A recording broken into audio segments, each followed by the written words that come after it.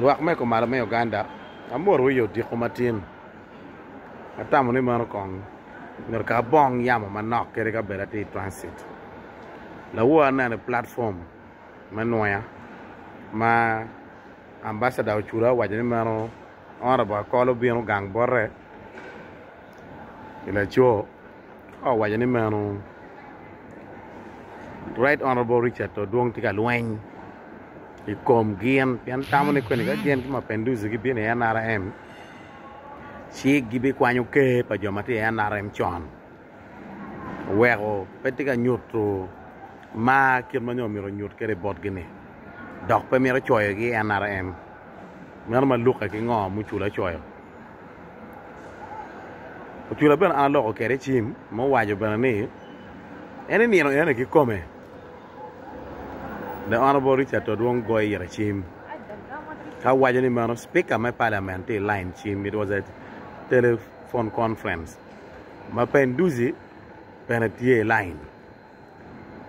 Kikubu bana Leandro dropping off or the temo goy kia call kita en wajo kere a call dong nan pa mako chim. Conversation mo berutie any mano. Ma penduzi en waja ki speaker no miro ulok ki to duong tiga luanye kome ana waja meren en wajo ba don kay ya churi way don dong dor dot bot speaker ti lok ene kalo dira churi go ber kana ne to lok makite ni lok ma liet to lana wan kaka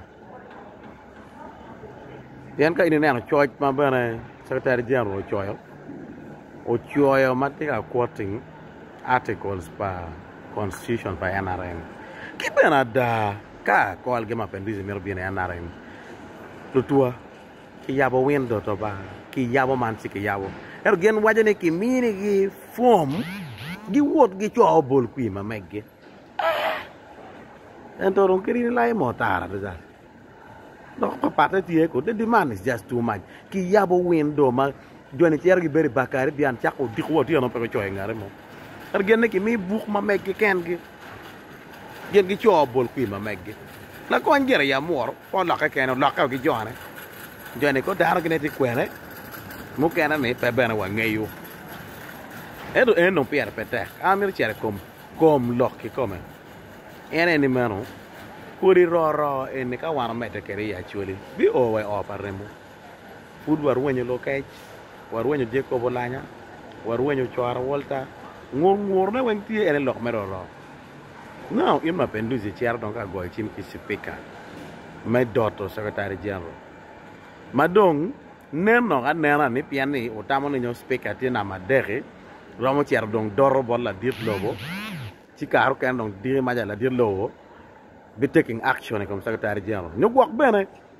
kay miru nyo kon go tamo miro kwa nyoko ki tich yen an loko kana ber ka linkera liya way rubo ken lo diro wal lok ma wonu jero loko bot general sale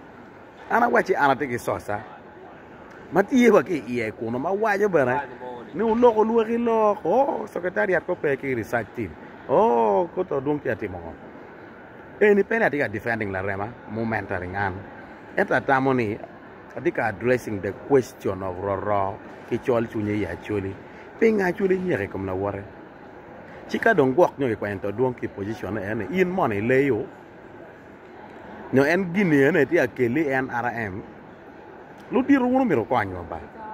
ober kan na loken ta lok matiri pen ka ine na ko in trich pa ma penduze gen kya ko in bene ka ke wajo ki speaker ni to don't take supporting ogeri atika timo campaign wala bomb toka What don't watch that despite the area mentoring in for the longest time. And I go by not Moloyo primary. My brother did not mean his what? I am the team leader. My pedaka chaka go line by supporting Ogeri.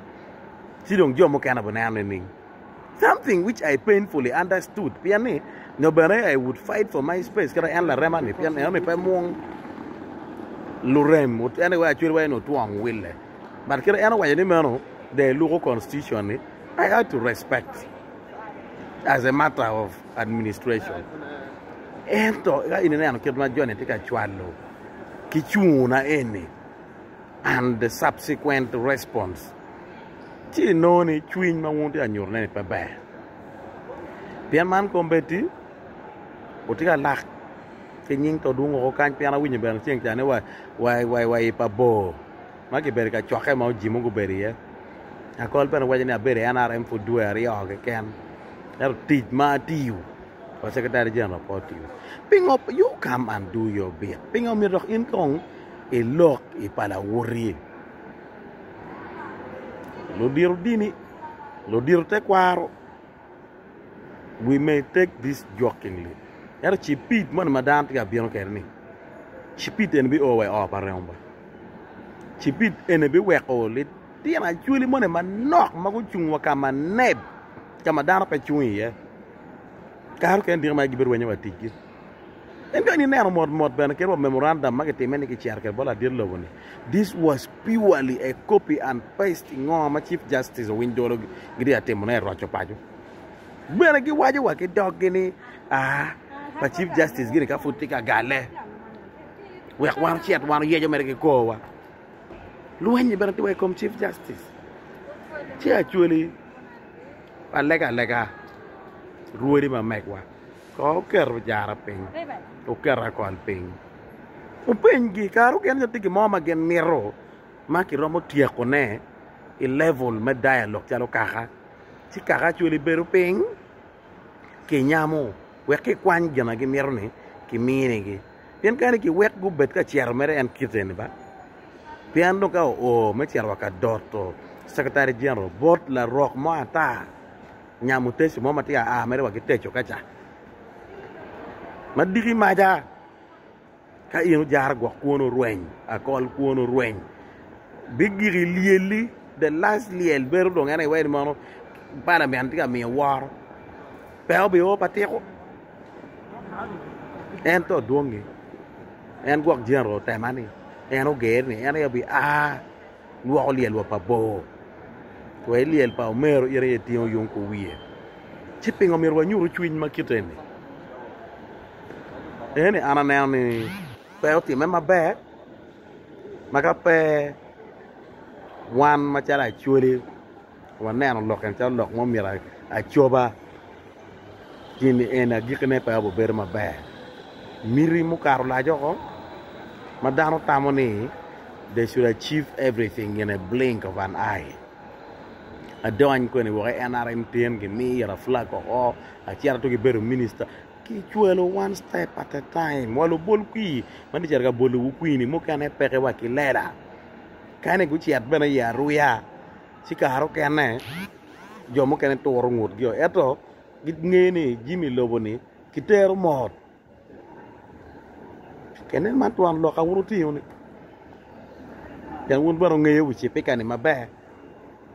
karo kene man ta lo ko man mo no be en ro roni lo tinyu te kere we te des para dir lobo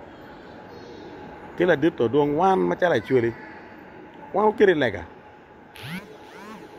yan chwiny mo maraj me nyuru pe ento kita dong iti afuni kere